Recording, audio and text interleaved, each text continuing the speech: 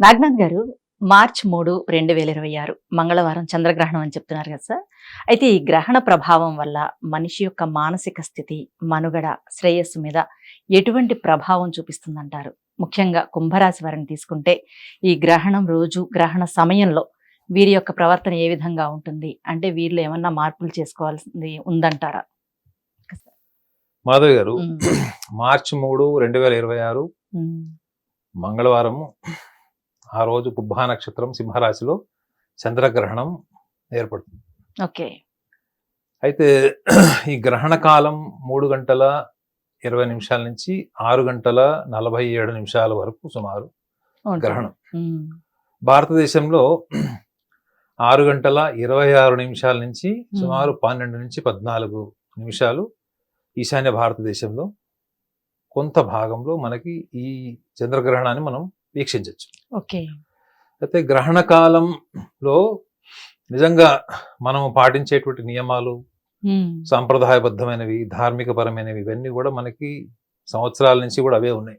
ఉమ్, దర్బలు, అవును. శుద్ధి, ఆహారం, లేదా ఆ టైంలో పడుకోకపోవడం, ఉమ్, గర్భిణీ స్త్రీలు అయితే అసలు కదలకూడదు అనడం. అవును. చెప్తారు. ఉమ్, సో గర్భిణీ స్త్రీల గురించి ఆల్రెడీ నేను సూర్యగ్రహణ కాలంలో ఇప్పుడు ఒక వీడియోలో ఆల్రెడీ చెప్పాను, అది మీరు చూడొచ్చు ఓకే, కూడా. ఓకే. ఉమ్, సో అయితే నిజంగా ఈ యొక్క చంద్రగ్రహణం యొక్క ప్రభావము మనిషి ఆలోచన, మనిషి మానసిక స్థితి మీద ఉంటుందా అని నేను ఇంకొక 4 జ్యోతిష్యులో చెప్పడం వల్ల కాకుండా ఉమ్, దాని మీద ఒక రీసెర్చ్ జరిగింది. అమెరికాలో ఒక జర్నల్ రీసెర్చ్ జరిగింది. ఓకే.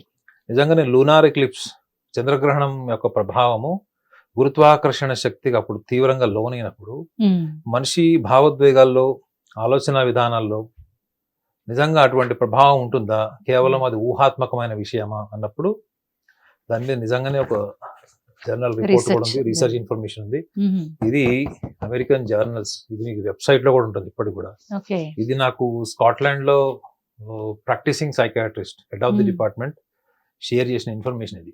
ఓకే. ఇది నేను చాలా సందర్భాల్లో ఎలక్ట్రానిక్ మీడియాలో కూడా ఈ చంద్రగ్రహణ కాలంలో దీని మీద చర్చ జరిగినప్పుడు కూడా నేను ఇది అక్కడ డిబేట్ లో ఇచ్చాను. ఉమ్, అప్పుడు ఈ హెడ్ ఆఫ్ ది డిపార్ట్మెంట్, మన అస్ట్రానమీ, ఫిజిక్స్ డిపార్ట్మెంట్ వాళ్ళు కూడా, ప్రొఫెసర్స్ కూడా అందులో పార్టిసిపేట్ చేసిన వాళ్ళు ఉన్నారు.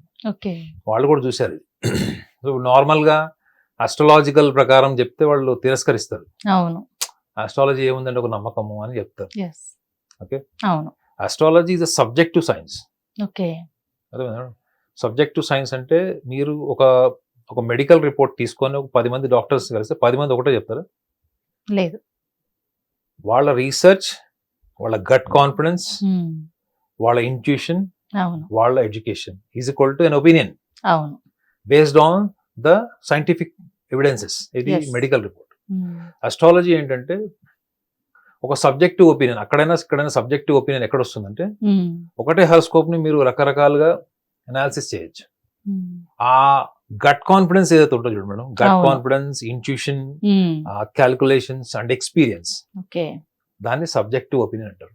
ఉమ్, ఈ సబ్జెక్టివ్ ఒపీనియన్ ఏంటి అంటే అస్ట్రాలజీలో ఏమి దాని మీద డెఫినేషన్ ఉంది, ఉమ్, ఎటువంటి విషయాలు పరిగణలోకి తీసుకోవచ్చు, గ్రహణ కాలంలో ఎందుకు తీసుకోవచ్చు అన్న విషయాల్ని చాలా డీటెయిల్డ్గా ఫండమెంటల్ లెవెల్లో వాటిని క్లియర్గా మెన్షన్ చేశారు. ఓకే. అందులో కుంభరాశి వాళ్ళకి మనం ఎలా తీసుకోవాలి, అసలు కుంభరాశి వాళ్ళకి నిజంగా గ్రహణ కాలంలో ఉమ్, వాళ్ళని వాళ్ళు ఎలా అబ్జర్వ్ చేసుకోవచ్చు. ఉమ్, మనం ఎప్పుడైనా అబ్జర్వ్ చేస్తాం అన్న మనం లేదు. ఏ మనిషి కూడా ఉమ్, అబ్జర్వ్ చేయడు. అదే మనం అవును. ఏదైనా మెడిటేషన్ సెంటర్లో 11,000 కట్టాం, ఒక వారం రోజులు అక్కడ మెడిటేషన్ చేయాలంటే అప్పుడు కొత్తగా స్టార్ట్ చేస్తాం మనం అబ్జర్వ్ చేయడం. అవును. అర్థమైందండి? అప్పుడు ఫస్ట్ టైం మనకు తెలుస్తుంది మన నెత్తి మీద ఎంత జుట్టు పెరిగిందో. ఓకే. అర్థమైందంటే బికాస్ వీ డోంట్ అబ్జర్వ్. అది Yes. మనిషి సైకాలజీ కాదు. We Hmm. Always observe something um, apart from our selves. మనకు Okay. సంబంధం లేని విషయాలు, పనికిమాలిన విషయాలను మనం ఎక్కువగా పట్టించుకుంటాం. ఉమ్, అది హ్యూమన్ సైకాలజీ. ఉమ్, కానీ మనని మనం అబ్జర్వ్ చేసుకోవడం అంటే ఏంటి, అట్లీస్ట్ మనం ఎప్పుడైతే మనం జ్యోతిష్యంలోకి వచ్చినప్పుడు ఉమ్, మనని మనం అబ్జర్వ్ చేసుకునేటువంటి కొన్ని ఫండమెంటల్స్ జ్యోతిష్యంలో మనకి పరాశరుడు, భృగు మహర్షి కాలం నుంచే ఉన్నాయి. ఉమ్, ఓకే. ఓకే. అందులో ప్రధానంగా కుంభరాశి వాళ్ళు గమనించాల్సింది ఏంటంటే ఉమ్, వీళ్ళకి లోతుగా ఉండేటువంటి 2 లక్షణాలు చెప్తారు. ఉమ్, ఒకటి, వీళ్ళలో కొంచెం ఈగోసెంట్రిక్ నేచర్ ఉంటుంది, డామినేటింగ్ నేచర్.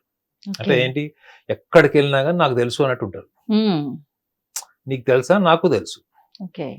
ఈ ఈగోసెంట్రిజం ని డైరెక్ట్ గా కాకుండా కొంచెం మాడిఫైడ్ వర్షన్ ఆఫ్ ఈగో సెంట్రిజం అంటే ఏంటో ఎక్స్ప్లెయిన్ చేస్తాను. ఓకే. చాలా సందర్భాల్లో మోడెస్ట్ గా ఉంటారు, అంటే సింపుల్ గా డౌన్ టు ఎర్త్ ఉంటారు. విచిత్రంగా ఒక్కొక్కసారి వాళ్ళు ఇదేంటి నాకు తెలియదు ఏంటి ప్రపంచంలో అనేటట్టు ఉంటారు. ఒకటే విషయం మీద భిన్న అభిప్రాయాలు ఉంటాయి. అంటే ఒకటే వస్తువు మేడం, ఫర్ ఎగ్జాంపుల్ ఒక వస్తువు ఉంది, ఆ వస్తువు మీద మీకుండే అభిప్రాయాలు మీ మూడ్ని బట్టి ఉండవు కదా.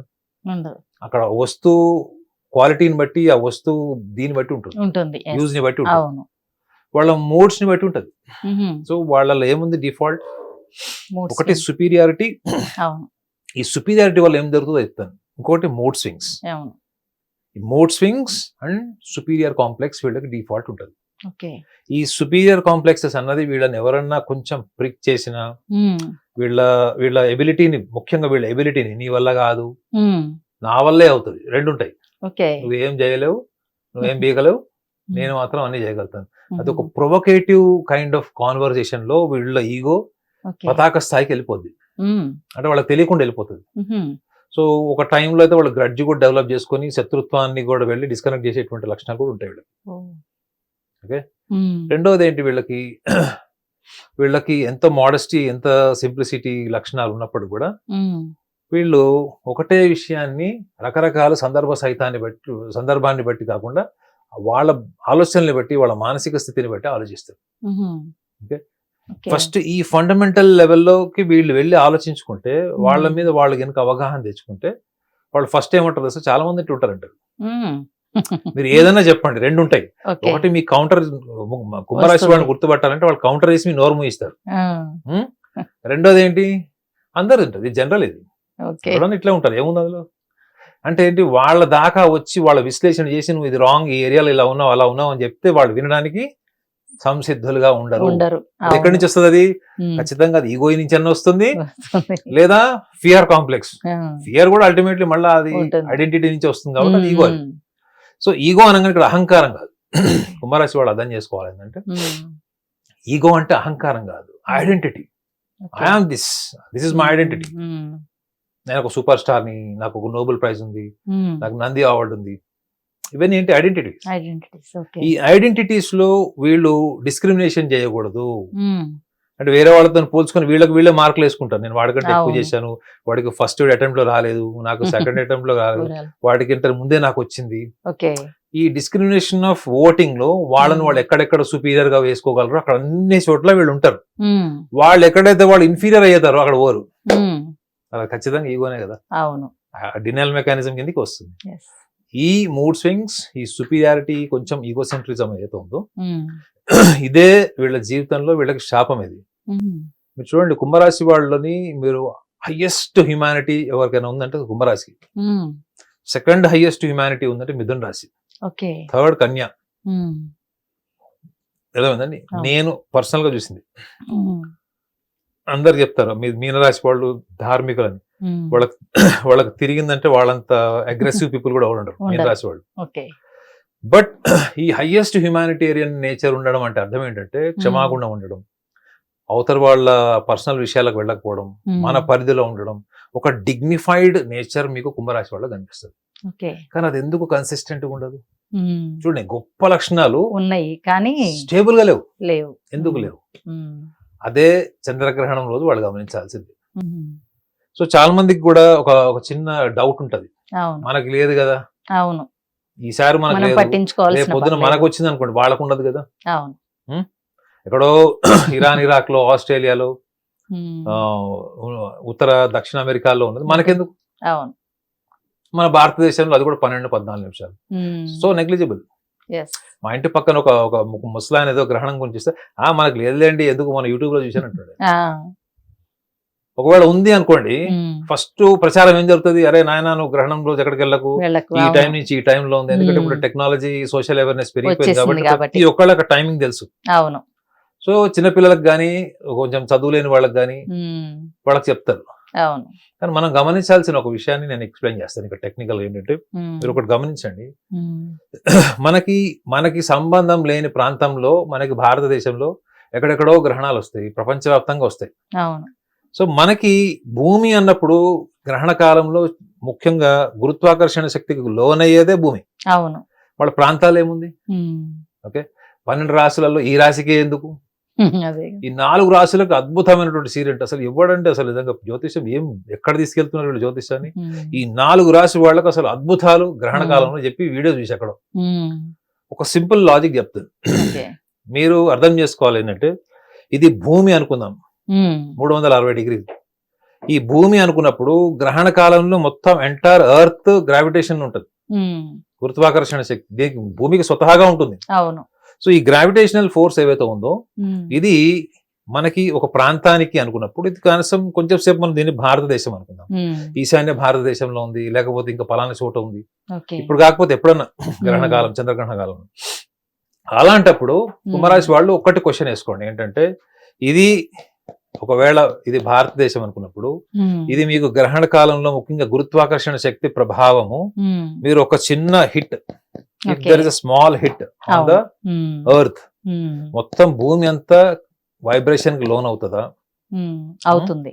లేదా కేవలం ఒక ప్రాంతంలో మాత్రమే తగులుతుంది కాబట్టి ఇది ఒకటే చోట అవుతుందా? లేదు, మొత్తం అవుతుంది. సో మరి అలాంటప్పుడు 360 డిగ్రీలు, 12 రాశులు, 27 నక్షత్రాలు.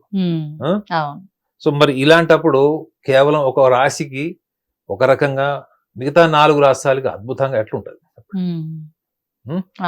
ఎవడో రాసి ఉన్న వెనకటి గ్రంథాల్లో మీరు రిఫార్మ్ అవ్వండి, మీరు ఎన్హాన్స్ అవ్వండి. ఈ కర్మ సిద్ధాంతము, డెస్టినీ, ఫేట్ వీటిని ఆస్ట్రాలజీకి రిలేట్ చేసి మన ఒపీనియన్ చెప్పకూడదు మేడం.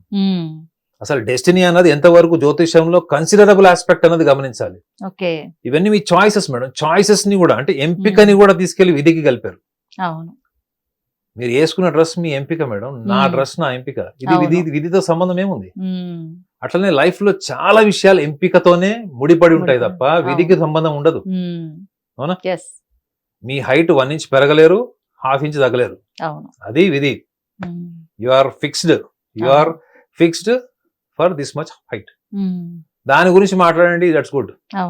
ప్రతి చిన్న విషయానికి విధి, తలరాత, కర్మ ఈజ్ ఈక్వల్ టు గ్రావిటేషన్, చంద్రగ్రహణం. ఎంత ఇల్లాజికల్ చెప్పండి అది.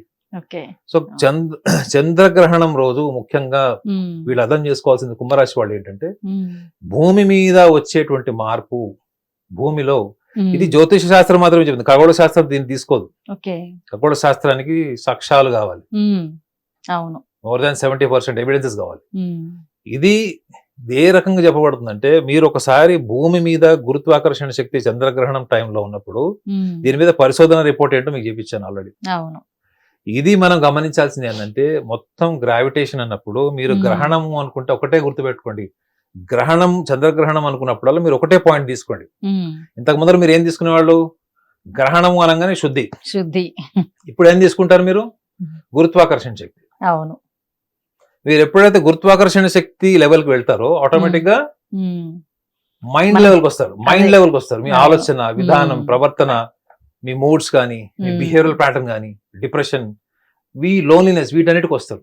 ఎప్పుడైతే మీరు ఆ స్టేజ్కి వెళ్తారో అప్పుడు మీరు ఒక చిన్న ఇన్ఫర్మేషన్ జ్యోతిష్యంలో తీసుకోవచ్చు. ఏంటంటే ఇప్పుడు నేను చెప్పిన 2 పాయింట్స్, ఒకటి ఈగోసెంట్రిజం, సుపీరియారిటీ, రెండోది మూడ్ స్వింగ్స్, బీయింగ్ ఇన్కన్సిస్టెంట్. 2 ఉన్న చోట నాదే పెత్తనం ఉండాలి, నేనే ఉండాలి, అదే సుపీరియారిటీ కిందకి వస్తుంది. ఈ 2 లక్షణాల వల్ల వీళ్ళు గడిచిన కొంతకాలం, 6 నెలలు, ఎందుకంటే ఇప్పుడు ఎలా కుంభరాశి వాళ్ళకి ఏల్నాట్స్ అని ద్వితీయ భాగం, అది ఆఖరి భాగం, ద్వితీయ భాగం అయిపోయి ఇప్పుడు ఆఖరి భాగం ఉన్నారు వాళ్ళు. సో గడిచిన లాస్ట్ 6 years లో వాళ్ళు ఎంతైతే కాంటంప్లేట్ అయింటారో, వాళ్ళు కోరుకున్నవి దక్కినాయా, ప్రతికూల వాతావరణం ఎదుర్కొన్నారా, అవమానాలు ఎదుర్కొన్నారా, కుటుంబంలో, బయట సమాజంలో, వీటన్నిటికి సంబంధించిన ఫ్రస్ట్రేషన్ వాళ్ళకి అచేతనంలో ఉంటుంది. ఆ అచేతనంలో ఉన్న లక్షణాలు చెప్పారు 2. నేను చెప్పిన ఈ 2 లక్షణాలు వాళ్ళకి అచేతనంగా ఉంటాయి కాబట్టి వాళ్ళ చేతనాన్ని శాసిస్తున్నాయి. అవును. వాళ్ళు వద్దు అనుకున్న పని జరుగుతుంది. జరిగినప్పుడు ఏమవుతుంది? మనం బాధపడతాం, రుగ్మతలకు వెళ్ళిపోతాం, బాధపడతాం, డౌన్ అయిపోతాం, లోన్లీగా అయిపోతాం. అది ఏది శాసిస్తుంది? ఈ ఏదో శాసిస్తున్నది నీ లోపలే ఉందని చంద్రగ్రహణం చెప్తుంది మేడం. ఎంత అద్భుతమైన సబ్జెక్ట్ చెప్పండి అది. అది గమనించండి అని చెప్తుంది, చంద్రుడి ప్రభావాన్ని. మనం అది పక్కన పెట్టి అచేతనంగా ఉన్న లక్షణాలను తీసుకొచ్చి ఇది మన విధి, ఇది మన కర్మ, మన తలరాతను మనం మార్చుకోలేము. అసలు నువ్వు అబ్జర్వ్ చేస్తే మార్చుకోలేనిది ఏం లేదు. అవును. నువ్వు అబ్జర్వ్ చేయాల్సింది ఏంటి? అచేతనంగా ఉంది. ఈ అచేతనం ఎలా వస్తుంది? ఉమ్, నీ జీవితంలో నువ్వు ఏదైతే అణిచివేయబడ్డావు, నిన్ను నువ్వు అణిచేసుకున్నావు, భయం వల్ల కావచ్చు, అవును. అభద్రతా భావం వల్ల కావచ్చు, ఉమ్, పరిస్థితుల వల్ల కావచ్చు, ఏదైతే నువ్వు అణుచుకున్నావో ఆ అణుచుకున్న స్థితికి వెళ్ళు. ఉమ్, అణుచుకున్న స్థితికి వెళ్ళి అబ్జర్వ్ చేయి. ఓకే. ఇదే చంద్రగ్రహణం రోజు మనం చేయాల్సింది. ఉమ్, ఒక్కళ్ళన్నా చెప్తున్నారండి ఇవి? పేరెంట్స్ కానీ, టీచర్ కానీ, లెక్చరర్స్ కానీ లేదు. ఎంతవరకు చూడండి, గ్రహణం అనగానే అది కోవిడ్, ఉమ్. పాండమిక్ కోవిడ్ ఇంట్లో. ఓకే.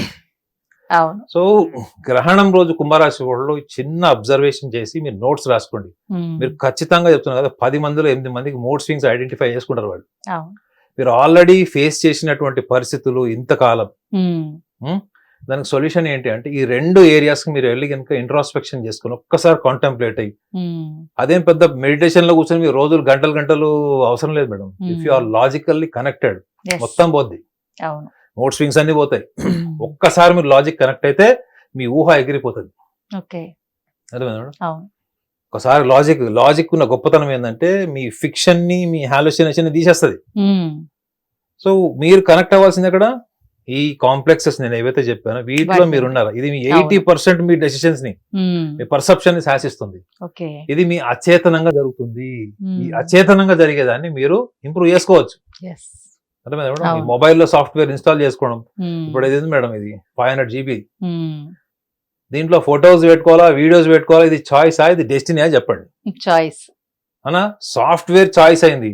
ఏది ఎవడో తయారు చేసిన సాఫ్ట్వేర్, అవును. బట్ ఈ సాఫ్ట్వేర్ డెస్టినీ. నువ్వు తయారు చేసుకుంది, ఎవడో డిసైడ్ చేశాడని ఎట్లా కంక్లూజన్కి వస్తావు? ఓకే. సో ఈ చిన్న ఎక్స్పెరిమెంట్ చేస్తే, ఉమ్, నోట్స్ రాసి మీరు 5వ తారీఖు 5వ తారీఖు తర్వాత మిమ్మల్ని మీరు రాసుకున్న నోట్స్ ని మీరు అబ్జర్వ్ చేసుకుంటే ఉమ్, మీకు తెలిసేది ఏంటంటే మన భావంలోనే మన దృక్పథం, మన ఆలోచన విధానం, మన భవిష్యత్తు మనకు క్లియర్ గా కనిపిస్తుంది. ఉంటుంది. ఉమ్, అర్థమైందండి? కావాల్సిందల్లా ట్రావెలింగ్ బయట బంద్ చేసి లోపల ట్రావెలింగ్ చేయాలి. చెయ్యాలి. సో కుంభరాశి వాళ్ళకి హానెస్టీ ఉంటుంది, రిఫ్లెక్షన్ ఉంటుంది, వాళ్ళు ఖచ్చితంగా అవును. చేస్తారని నాకు చేస్తారు. నమ్మకం ఉంది. ఎస్. అవును. సో గ్రహణ కాలంలో ఈ చిన్న ఎక్స్పెరిమెంట్ చేస్తే చంద్రగ్రహణానికి మీరు ఎప్పుడెప్పుడు వస్తుందా చంద్రగ్రహణం అని ఎదురు చూసే పరిస్థితి ఎదురు వస్తాయి. చూస్తారు. భయపడాల్సిన అవసరం ఉంది. Okay sir. గ్రహణ సమయంలో ఎటువంటి జాగ్రత్తలు తీసుకోవాలి, వాళ్ళు ఎటువంటి మార్పులు చేసుకోవాలి అనేది కుంభరాశి వారికి చాలా చక్కగా వివరించారు sir. Thank you so much.